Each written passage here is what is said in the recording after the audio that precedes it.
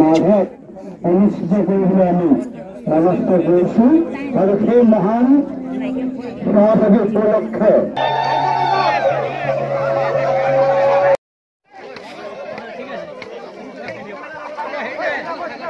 কৃষ্ণ জয় গুৰু শংকৰ সৰ্বগুণাক যাকেৰি নাহিকে উপাম তোহাৰি চৰণে এনো শতকোটি বাৰ এক কৰোঁ প্ৰণাম ৰাম বাৰ এক কৰোঁ প্ৰণাম।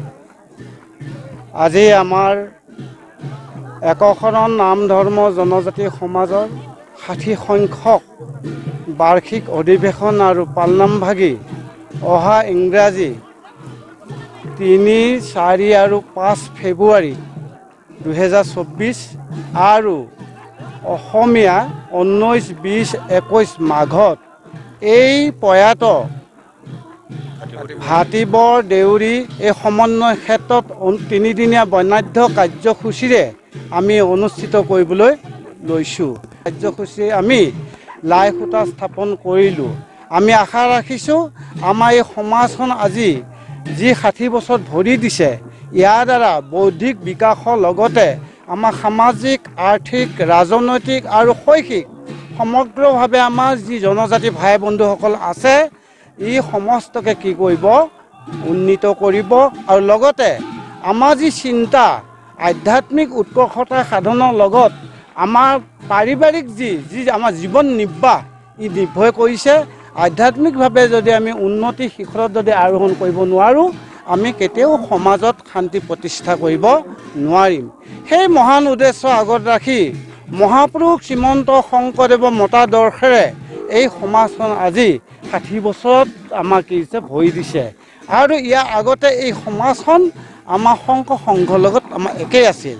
আমাৰ 1973 চনত আমাৰ ইলাৰাম দাস আতা আৰু হৰিচৰণ আতা দুইজনে আমাৰ শংকৰ সংঘ শৰণাচাৰ্য হিচাপে কাৰ্যনিৰ্বাহ কৰিছিল আৰু সেই সময়ত তেওঁলোকে ভিতৰলৈ প্ৰৱেশ কৰি সংঘ তেতিয়া দেখিছিল যে কিছু ক্ষেত্ৰত আমাৰ অস্পৃশ্যতা দূৰ হোৱা নাছিল আৰু সেই অনুসৰি তেওঁলোকে চিন্তা কৰিল যে আমাৰ ভাই ভাতৃসকল যদি নিষ্পেষিত হৈ থাকে যদি ঘৃণা বা লাঞ্ছিত হৈ থাকে তেতিয়াহ'লে আমি শংকৰ সংঘ শৰণাচাৰ্য পদত অধিষ্ঠিত হ'লেও আমাৰ কোনো লাভৱান নহ'ব। সেয়েহে তেওঁলোকে দুয়োজনে দুখন সমাজ 1973 চনত গঢ়ি তুলিছিল। ইলাৰাম দাস আতই আমাৰ SC যিখিনি লোক সেইখিনিলৈ তেওঁ ঢাপলি মেলিছিল আৰু আমাৰ হৰিচৰণ আতই জনজাতি লোকসকলৰ কাৰণে চিন্তা কৰি তেওঁ এই সমাজখন পৃথকীকৰণ কৰিছিল আৰু তেতিয়াৰ পৰা ধৰি নিয়বিচ্ছিন্নভাৱে এই সমাজখনে এই ক্ষেত্ৰত বৌদ্ধিক বিকাশ সমাজ সংস্কাৰ ধৰ্মীয় যি আদৰ্শতা প্ৰচাৰৰ ক্ষেত্ৰত বিশেষভাৱে জনজাতি সমাজৰ মাজত মানে ভূমিকা গ্ৰহণ কৰি আহি আছে আৰু আজি আমি গৌৰৱে ক'ব পাৰোঁ আমাৰ 60 সংখ্যক বাৰ্ষিক পালনাম আৰু অধিৱেশন ভাগি আজি এই ভাতিবৰ দেউৰী সমন্বয় ক্ষেত্ৰত অনুষ্ঠিত হ'বলৈ গৈছে।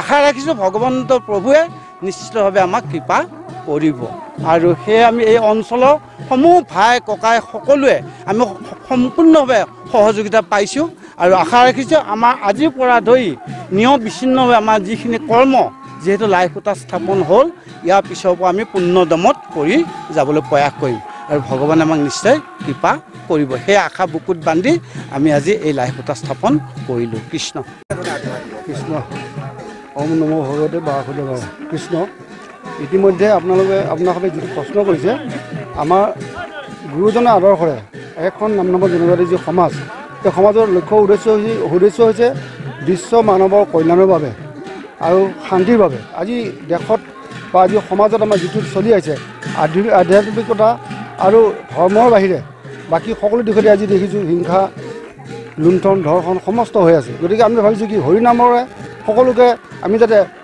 অমৃত হৰিনামৰ যি অমৃত সেই অমৃত যাতে পান কৰাই আমাৰ যি পিছপৰা জনজাতি সমাজখনৰ ব্যক্তিসকলক আগুৱাই নিব পাৰোঁ। কিন্তু আমাৰ ইয়াত কোনো অস্পৃশ্যতা নাই। নামটোহে আমাৰ ভকতসকলে এখন নাম জনজাতি সমাজ যদিও দিছে আমাৰ সমাজত কিন্তু নাথ মানুহো আছে নাথ উপাধিৰ মানুহো আছে।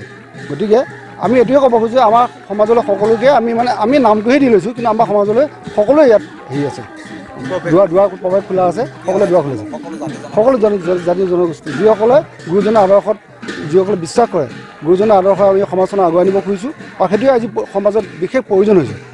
গতিকে ইয়াৰ বাহিৰে আমাৰ গত্যন্তৰ নাই। আমি ভাবিছোঁ কি আমাৰ অলপ আগতে এগৰাকীয়ে কৈ গৈছে যে আমাৰ জনজাতি যিসকল ভাই বন্ধু য'ত যেনেকৈ আছে খিচৰি ধৰি আমাৰ বিভিন্ন খ্ৰীষ্টান ধৰ্মতো গৈছে, কিছুমান নহয় জানো খ্ৰীষ্টান ধৰ্মতো গৈছে। গতিকে অন্য ধৰ্মত যোৱাতকৈ আমাৰ নিজৰ গুৰু আমাৰ ঘৰতে আছে।